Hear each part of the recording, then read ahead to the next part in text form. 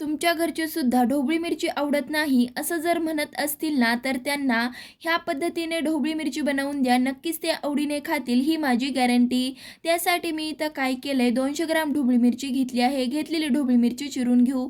कढईमध्ये 1 पळी तेल गरम करू. 1 चमचा मोहरी, बारीक चिरलेल्या कडपत्त्याची पाने, चिरून घेतलेली ढोबळी मिरची घालून परतवून घेऊ. चांगली अशी ढोबळी मिरची परतवून झाली की आता आपल्याला ह्यामध्ये 1 चमचा जिरे, चवीनुसार मीठ, पाव चमचा हळद, 1 चमचा लाल तिखट घालून हलवून घेऊ. 1 वाटी बेसन घालून ढोबळी मिरची सोबत ते देखील छानपैकी असं परतवून घ्यायचं आहे. 1 वाटी पाणी घालून पूर्णपणे बेसनामध्ये पाणी अटलं की इथं मी काय केलंय, अर्धा पळी तेल घालणार आहे. ह्यामुळे भाजीची चव छानपैकी अशी वाढते. 1 मोठा चमचा दाण्याचा कूट घालून मिक्स करून भरपूर सारी बारीक चिरलेली कोथिंबीर घालून पीठ पेरून ढोबळी मिरचीची भाजी तयार. नक्कीच ट्राय करा आणि हो आवडल्यास लाईक, शेअर, सबस्क्राईब नक्की करा. धन्यवाद.